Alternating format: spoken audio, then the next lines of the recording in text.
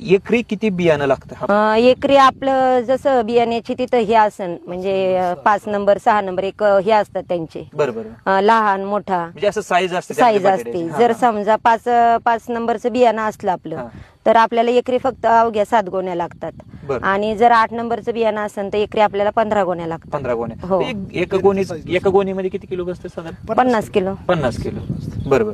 ह्या प्रमाणात लागते मला. आता तुम्हाला एकरी किती लागलं साधारण? आता तुम्ही लागवड करताना कुठल्या साईज यूज केला? गेल्या वर्षी आम्हाला 5 नंबर बियाणं भेटलं होतं, तर 5 नंबरच्या एकरी 7 गोण्या लागल्या होत्या गेल्या वर्षी. पण यंदा थोडी बियाण्याची साईज थोडी तिकडून पंजाबवरून येतानाच थोड्या साईज मध्ये बियाणं काय 5 नंबर भेटले नाहीत आम्हाला. 6 नंबर 8 नंबर भेटले.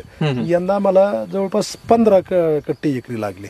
बरोबर. एकराला 15 कट्टे गोण्या. हो, 15 गोण्यातून. हा, ओके. मग एकरी उत्पन्न किती निघतंय याचं? आता गेल्या वर्षी आपण ह्या ठिकाणी ह्या क्षेत्रात आपण आता ह्या उभे तो खालचा प्लॉट तो सोडून दिला आपण. पण ह्या क्षेत्रात गेल्या वर्षी आपण फक्त अवघ्या 26 गोण्या पेरल्या होत्या. तर आपल्याला 26 कट्टे पेरले होते. 50-50 किलोचे कट्टे असतात ते 26 पेरले होते.